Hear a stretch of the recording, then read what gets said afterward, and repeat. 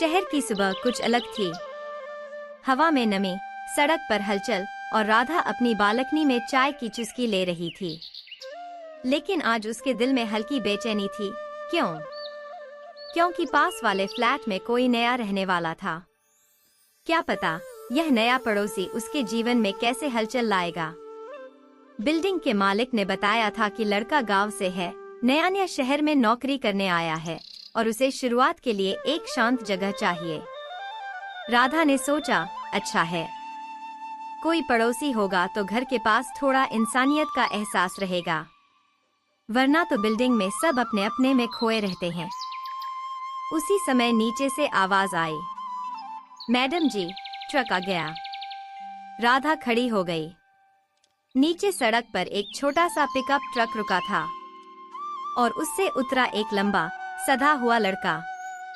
सफेद शर्ट, नीली जीन्स, कंधे पर बैग, हाथ में एक पुराना सा सूटकेस। चेहरे पर थोड़ी थकान, लेकिन आंखों में साफ चमक। शायद पहली बार शहर में आने वाले इंसान की वही चमक, जिसमें डर भी होता है, उम्मीद भी होती है। राधा नीचे आई तो उसने उस लड़के को अपना सामान उतारते हुए देखा। रोहन? राधा ने पूछा।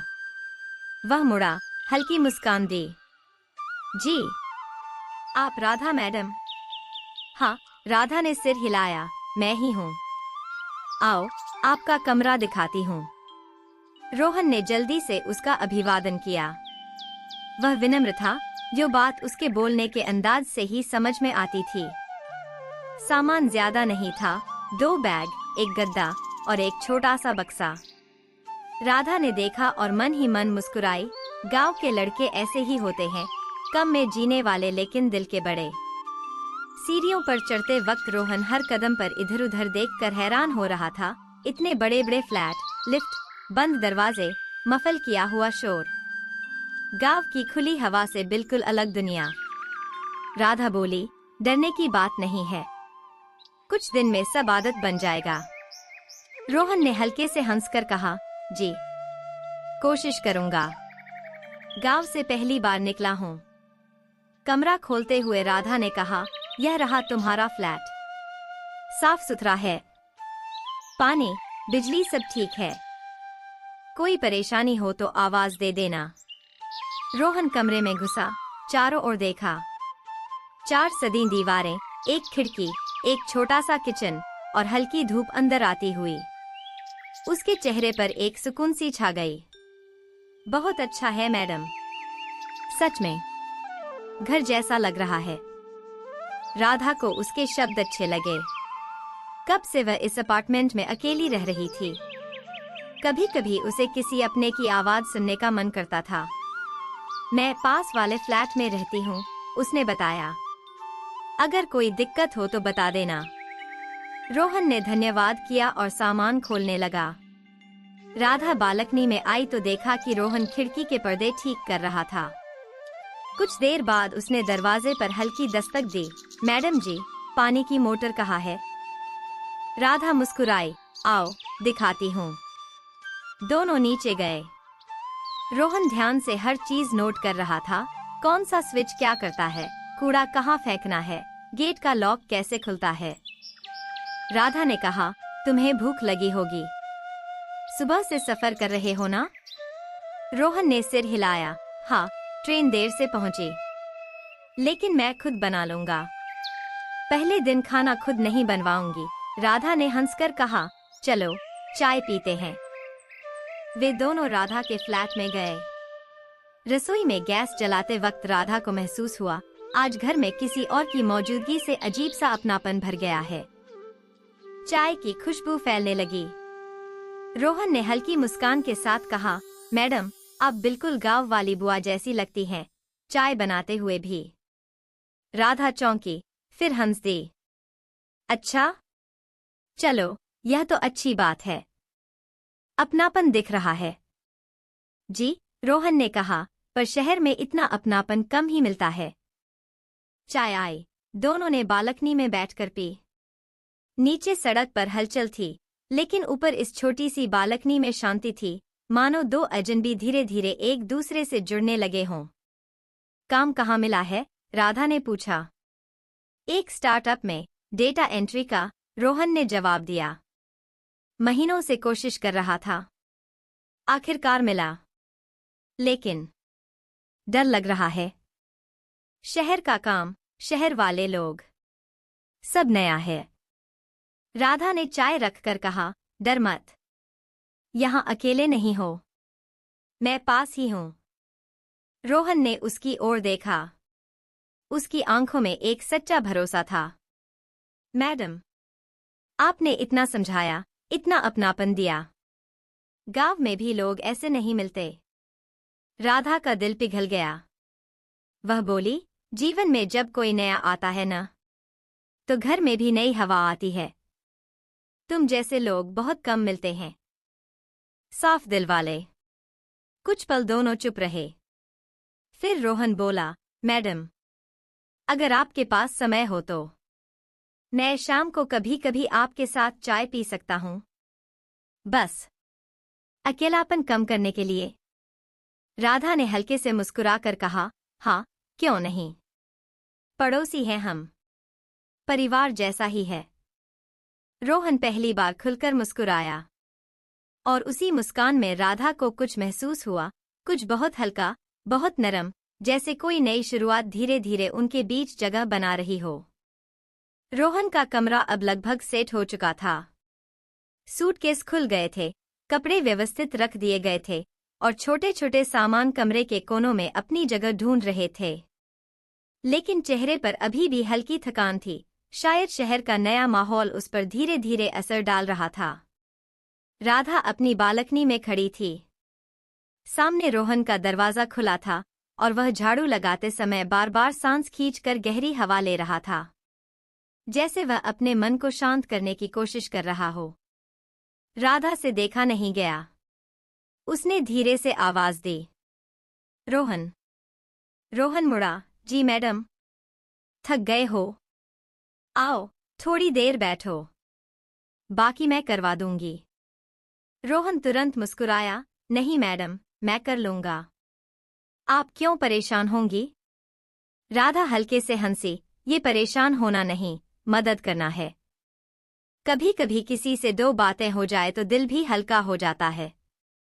रोहन के चेहरे पर एक खामोश सी राहत आई। वह झाड़ू एक कोने में रखकर राधा की बालकनी में आ गया। बालकनी की कुर्सियां हल्की थीं, एक पर राधा बैठी थी, दूसरी पर रोहन। शाम की हवा चल रही थी। दूर किसी के घर से प्रेशर कुकर की सीटी की आवाज आ रही थी। दिन ढल रहा था, और आसमान हल्की गुलाबी रंगत में रंग रहा था। शहर में पहली शाम कैसी लग रही है? राधा ने पूछा। रोहन ने थोड़ा सोचकर कहा, अजीब, पर अच्छी भी। लगता है जैसे बहुत दूर आ गया हूं अपनी दुनिया से। पर यह नई दुनिया भी बुरी नहीं है।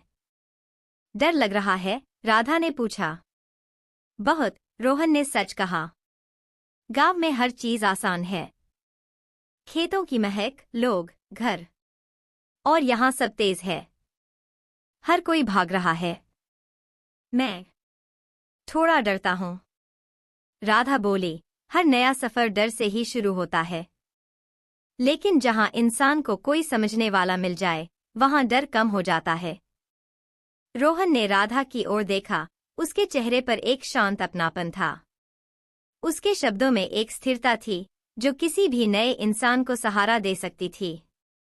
आपको देखकर पता नहीं क्यों लगता है कि मैं अकेला नहीं हूं, रोहन ने हिचकते हुए कहा।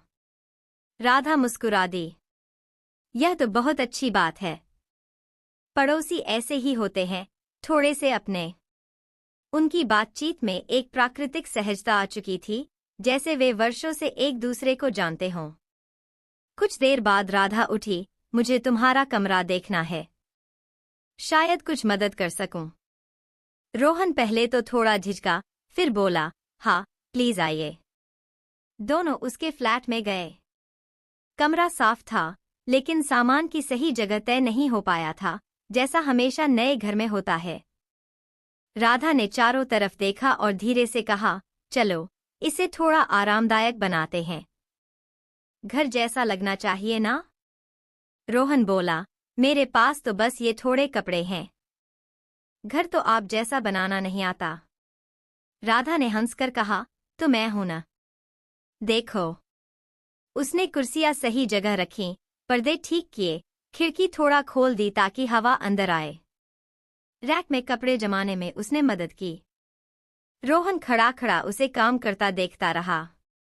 उसके दिल में एक अजीब सी कृतज्ञता भर रही थी, कोई जो उसके अकेलेपन को बिना कहे समझ रहा है। जब राधा अलमारी ठीक कर रही थी, उस समय अचानक एक पुरानी शर्ट उसके हाथ से गिर गई। रोहन झट से उसे उठाने लगा। मैं कर लेता हूं, मैडम। आपको तकलीफ क्यों दे रहा हूं? राधा ने मुस्कुराकर उसके हाथ से शर्ट ले ली। अरे, ये तकलीफ नहीं है। कभी कभी जिंदगी की छोटी छोटी मद्दें ही दिल को बड़ा सुकून देती हैं।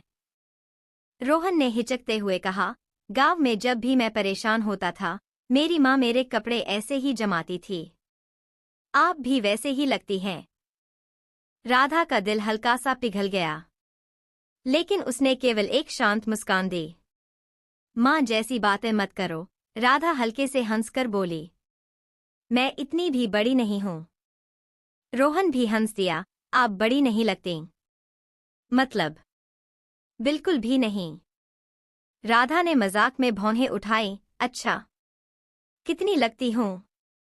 रोहन ने तुरंत नजरें नीचे कर ली। उसके चेहरे पर असहज लज्जा थी। माँ, मतलब बस कह रहा था। जैसी भी है, अच्छी लगती है। राधा कुछ पल उसके चेहरे को देखती रही। उसकी बात में ना किसी प्रकार की शरारत थी, ना छुपा अर्थ, बस एक सच्चा, सरल सा भाव था। कमरा सेट होने के बाद राधा बोली, अच्छा, मैं चलती हूँ। रात को अगर भूख लगे तो मेरे पास बता देना। मैंने आज ज्यादा खाना बना लिया है। रोहन ने कहा, आप हर बात इतनी प्यार से क्यों बोलती हैं? राधा चौंकी। क्या मतलब? आपको देखकर एक अजीब सी शांति मिलती है, रोहन ने कहा। जैसे जो बातें मैं किसी को नहीं कह सकता, वो मैं आपको अनायास बता देता हूँ। राधा कुछ कहना चाहती थी, पर तभी लाइट थोड़ी देर के लिए झपकी, शायद वोल्टेज का उतार चढ़ाव था। शहर में ये अक्सर होता है, राधा ने कहा। रोहन ने सिर हिलाया। गांव में तो पूरा आसमान ही हमारा होता है। यहाँ हर चीज दीवारों के भीतर सिमटी है। कभी कभी लगता है मैं खो जाऊंगा। राधा एक कदम करीब आ गई। ज्यादा नहीं, बस एक चिंता वाली दूरी तक। उसने बहुत हल्के स्वर में कहा, तुम खोओगे नहीं, क्योंकि तुम अकेले नहीं हो। यह शहर जितना बड़ा लगे ना, उतना ही अपनेपन की जगह भी देता है। बस दो चार सही लोग मिल जाए, जैसे। रोहन उसकी आंखों में देखने लगा। जैसे आप। राधा ने नजरें झुका लीं। शायद, उसने धीरे से कहा, अगर तुम्हें सच में लगता है कि मैं तुम्हारी मदद कर सकती हूं, तो क्यों नहीं? कमरे में हल्की खामोशी फैल गई। फिर राधा ने माहौल हल्का करते हुए कहा, चलो, अब आराम करो। आज बहुत लंबा दिन रहा होगा। रोहन सिर हिलाता हुआ बोला, हाँ मैडम। और धन्यवाद। आपने पहली शाम ही घर जैसा एहसास दिया। राधा दरवाजे तक आई। यही तो पड़ोसी का काम होता है। कल सुबह चाय 7 बजे। रोहन की आंखों में चमक उभर आई। जरूर। राधा फ्लैट से बाहर निकली। दरवाजा धीरे से बंद हुआ और दोनों ने अपनी अपनी तरफ हल्की मुस्कान के साथ गहरी सांस ली, जैसे आज की शाम ने दोनों की जिंदगी में कुछ नया बो दिया हो। बहुत छोटा, लेकिन बहुत सुंदर। एक बीज, जो आने वाले दिनों में एक खास रिश्ता बनकर उभरेगा।